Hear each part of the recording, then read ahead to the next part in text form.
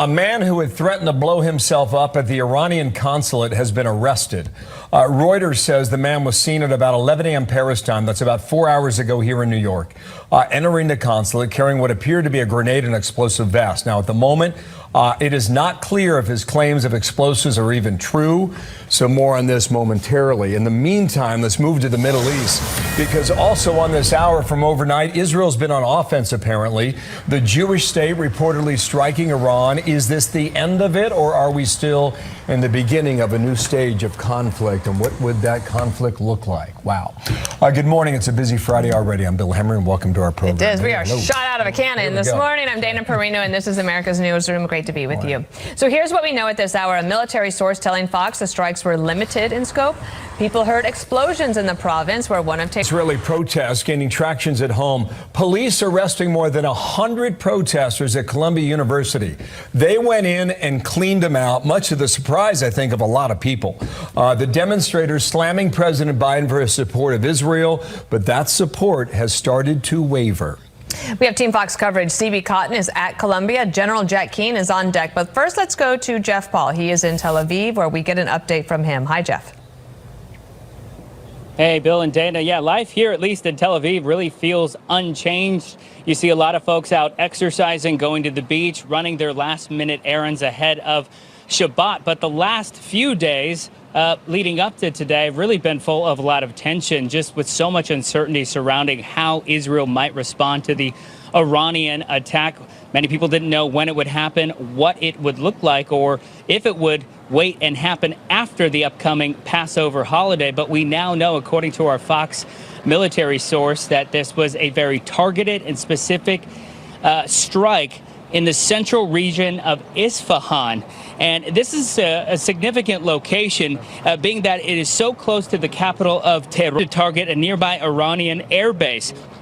But it clearly shows that Israel has the capabilities to hit the area and when it wants to. Now, when it comes to reaction from both countries involved, Iran has been seemingly downplaying this whole event. Really, the only comments we've heard from Iran were that explosions were heard and that they were caused by Iran's air defense system shooting down 3 drones. So far, haven't heard any reaction from any sort of Israeli officials or military spokespeople here in Israel, and we likely will not today, because that is sort of their strategy, is to not comment on these targeted strikes. We do know the War Cabinet is set to meet at some point today. They're likely going to be talking about this, as well as the ongoing war in Gaza and the growing tensions that we are tracking in the north along the Lebanon-Israel border with Hezbollah. Dana, Bill. Well, sometimes you don't need words to make a big statement. Thank you. Off the track there, General Jack Keane, who's been terrific on this from the very beginning. And General, good morning to you.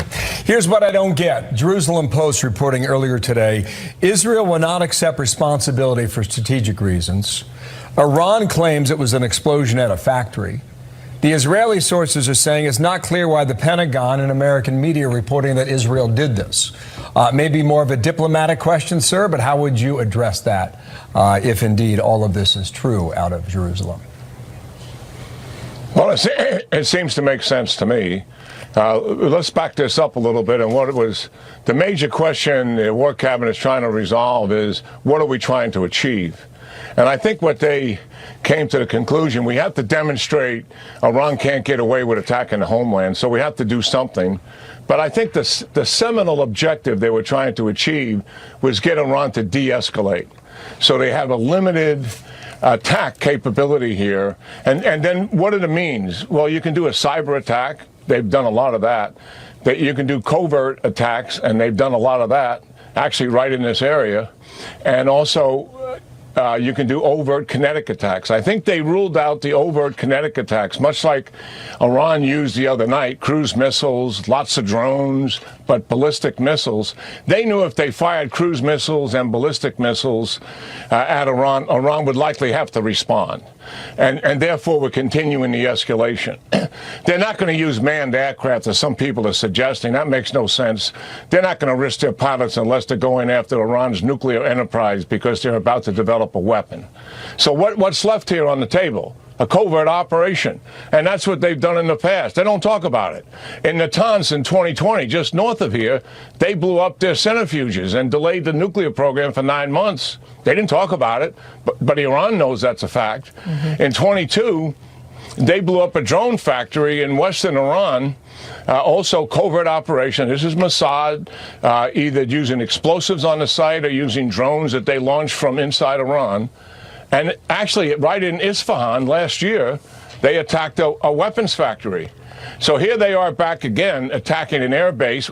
Ironically, we have F-14 Tomcats, U.S. airplanes at that air base from the old days of the Shah. And I think Iran knows full well that Israel can attack at will inside of Iran, conducting limited attacks, certainly not all-out major attacks that ballistic missiles or cruise missiles or even manned aircraft would deliver. So I think this is pretty savvy on Israel's part here. I'm sure some of the people on the far right would think about this operation as being not strong enough. And also, I suspect the Israelis won't talk much about it. They've never talked about the other 3 operations I just mentioned to you. Yeah, I remember that well. When I was press secretary at one point, it was like dancing around, like nobody's commenting on anything, and but it was obvious that something significant had happened, and so we leave it at that. But I want you to listen to the Iranian foreign minister on what he says Iran is looking for. We never seek the expansion of chaos and warfare intentions in the region. It is Netanyahu and the Israeli regime that has seen and put its political life within the framework of expansion of warfare intentions. If Israel commits that same mistake, our response will be regretful for them. And yet the Hamas senior official on strike says we call for expanding the scale of the engagement against the Israeli occupation in response to the war of genocide in Gaza and the escalation in the region. I would say that if you're the Iranians, like, in some ways, they've been humiliated this week, right? Not emboldened necessarily, but I would welcome your view on that. Oh, yeah, I totally agree with that. Look, the Iran conventional military is not strong. We've laid out the case. Weak Air Force, weak Navy, land forces, poorly trained, poorly equipped, although they got a lot of numbers. The thing they've always invested in, rockets and missiles.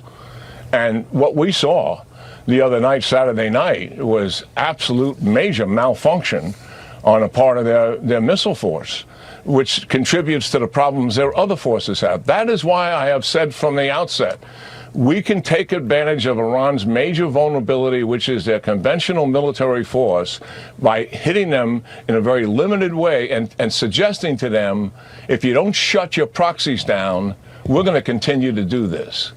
And we've never tried it. In other words, this administration hasn't tried it because they believe that's going to escalate. I don't think that's the case if it's a limited, measured action. But we are where we are here. Yeah, I'm hopeful that the sanctions that they're going to slap on Iran go after their oil and not just their weapon systems. Oil is the thing that's got them flush with money and how they're fueling this war. We got some more news to get to. General, do you think it's over for now? Would that be your read, yes or no? Yeah, I think the Iranians will likely call it a day. Okay. No cruise missile attack, no ballistic missile attack. And, you know, they wanted to call it a day, obviously, after their last attack on Saturday night. But the Israelis weren't going to put up with that. Right. Passover starts. I'm hopeful that's where we are. Agreed. Passover starts Monday. Today is the 85th birthday of the Ayatollah. General, we'll see where that goes. Thank you so much. Jack Keane, thanks for being here today.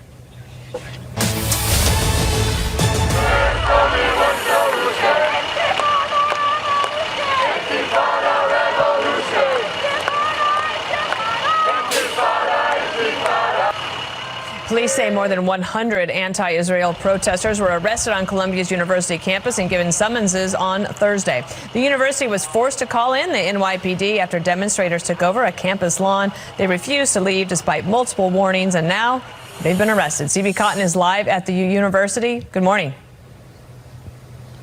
Good morning, Dana. Today, the sun rose, revealing more student protesters are waking up on the same lawn where just hours before their peers were arrested, we can see sleeping bags, trash, and Palestinian flags on Columbia University's campus. No word yet if these students face the same fate as the more than 100 students taken into custody by the NYPD yesterday. The NYPD moving in at the school's request to clear out what pro-Palestinian student protesters called a liberated encampment zone. They were singing, chanting on campus.